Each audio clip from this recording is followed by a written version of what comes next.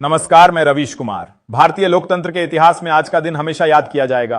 Supreme court ने एक ऐसा आदेश दिया है जिसने पूरे राजनीतिक परिदृश्य को हिला दिया है। अब देश में कोई भी चुनाव इलेक्ट्रॉनिक वोटिंग मशीन यानी ईवीएम से नहीं होगा। आने वाले सभी चुनाव बैलेट पेपर से कराए जाएंगे। दोस्तों, दशकों से इस मुद्दे पर बहस होती रही। विपक्ष लगातार कहता रहा कि ईवीएम सुरक्षित नहीं है। हैकिंग के आरोप लगे, धांधली के आरोप लगे। बीजेपी और चुनाव आयोग ने हमेशा कहा कि मशीनें पूरी तरह सुरक्षित हैं, लेकिन जनता का भरोसा धीरे धीरे डगमगाता गया। आज सुप्रीम कोर्ट ने उसी भरोसे की बहाली का रास्ता चुनते हुए बैलेट पेपर की वापसी का आदेश दिया है।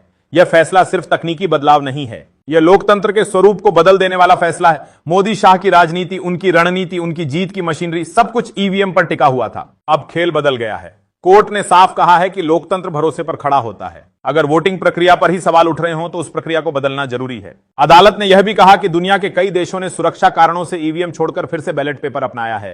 मतदाता का भरोसा सबसे बड़ी चीज है और उसे कायम रखना ही चुनाव आयोग और सरकार की जिम्मेदारी है। जैसे ही यह फैसला आया, विपक्षी दलों में जश्न शुरू हो गया। कांग्रेस नेता राहुल गांधी ने कहा, यह लोकतंत्र की जीत है, जनता का भरोसा अब लौटेगा। ईवीएम के जरिए जो खेल खेला गया था वह अब बंद होगा। अरविंद केजरीवाल ने ट्वीट किया, सुप्रीम कोर्ट ने जनता की आवाज सुनी। अब किसी को यह कहने का मौका नहीं मिलेगा कि मशीन ने परिणाम बदले। अखिलेश यादव ने कहा, अब जनता अपने वोट की गिनती अपनी आंखों से देखेगी। यह नया भारत है, असली लोकतंत्र है। बीजेपी के बड़े नेता फिलहाल चुप हैं। प्रधानमंत्री नरेंद्र मोदी और गृह मंत्री अमित शाह ने अभी तक इस पर कोई आधिकारिक बयान नहीं दिया है, लेकिन अंदर खाने बेचैनी साफ है, क्योंकि बीजेपी पिछले 10 सालों से हर चुनाव तेज गिनती और मशीन आधारित रणनीति पर जीतती आई है। अब उन्हें जमीनी स्तर पर सीधा मुकाबला करना होगा। यह फैसला हमें उन दिनों की याद दिलाता है जब देश में हर चुनाव बैलेट पेपर से होता था। मतदाता मतदान केंद्र पर जाता, पर्ची लेता, निशान लगाता और फिर मतपेटी में डाल देता। वोटों की गिनती घंटों नहीं बल्कि कई बार दिनों तक चलती थी।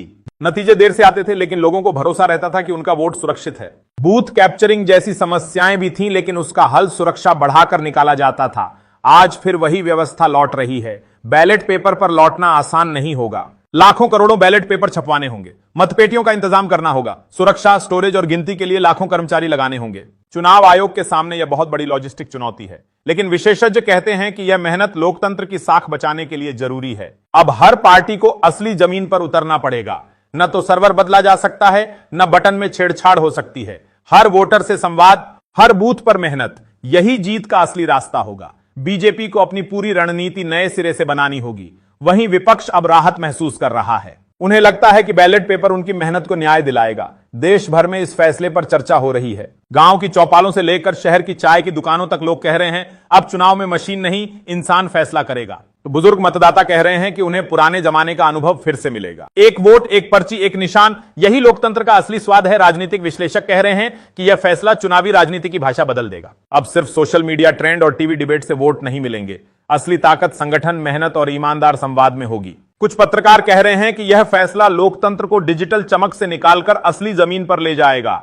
अब लोकतंत्र व्हाट्सएप यूनिवर्सिटी से नहीं, बैलेट पेपर की पर्ची से तय हो। आज का दिन इस मायने में भी ऐतिहासिक है कि सुप्रीम कोर्ट ने दिखा दिया कि लोकतंत्र की संस्थाएं अभी जिंदा हैं। संसद भले बहस से खाली हो गई हो, सरकार भले सवालों से बचती हो, लेकिन अदालत ने जनता की आवाज सुनी। आने वाले चुनाव अब सबसे अलग होंगे। नतीजे आने में समय लगेगा, गिनती में पारदर्शिता दिखानी होगी, बूथ स्तर पर सुरक्षा बढ़ानी होगी, लेकिन इन सब के बावजूद जनता का भरोसा बढ़ेगा। यही लोकतंत्र की जीत है। मोदी और शाह के लिए यह सबसे बड़ी परीक्षा होगी। क्या वे बिना ईवीएम के भी वही जीत दोहरा पाएंगे, या विपक्ष नई ऊर्जा के साथ सत्ता पलट देगा? दोस्तों, सवाल अब सिर्फ इतना है, क्या बैलेट पेपर लोकतंत्र की साख वापस दिला पाएगा, या फिर यह सिर्फ एक नया विवाद बनकर रह जाएगा? दोस्तों, सवाल अब सिर्फ इतना नहीं रह गया कि बैलेट पेपर लोकतंत्र की साख वापस दिला पाएगा या नहीं। असली बहस अब इस फैसले के राजनीतिक असर पर है। विपक्ष लगातार यह मुद्दा उठा रहा है कि मोदी और शाह की जीत की पूरी मशीनरी ईवीएम पर टिकी हुई थी, और अब जब अदालत ने उस पर भरोसा तोड़ दिया है तो क्या मौजूदा सरकार का पद पर बने रहना नैतिक है? कांग्रेस, समाजवादी पार्टी, आम आदमी पार्टी और टीएमसी जैसे विपक्षी दलों ने साफ कहा है कि प्रधानमंत्री नरेंद्र मोदी और गृह मंत्री अमित शाह को तुरंत इस्तीफा देना चाहिए। राहुल गांधी ने प्रेस कॉन्फ्रेंस में कहा, सुप्रीम कोर्ट ने जो कहा है वह सीधा लोकतंत्र पर टिप्पणी है। जनता से झूठ बोला गया। अब मोदी जी को पद पर बने रहने का कोई अधिकार नहीं है। अरविंद केजरीवाल ने ट्वीट कर लिखा, अगर मशीन से जीतते आए हो और अब मशीन पर ही सवाल उठ गया है तो सत्ता में बने रहना जनता का विश्वास तोड़ना है। मोदी शाह को नैतिकता दिखाते हुए पद छोड़ना चाहिए। अखिलेश यादव ने कहा, अब साफ है कि चुनाव निष्पक्ष नहीं थे। यह फैसला बताता है कि लोकतंत्र के साथ खेला गया। जनता को न्याय तभी मिलेगा जब जिम्मेदार लोग इस्तीफा देंगे। बीजेपी की तरफ से अभी भी आधिकारिक बयान नहीं आया है, लेकिन अंदर खाने बेचैनी बढ़ गई है।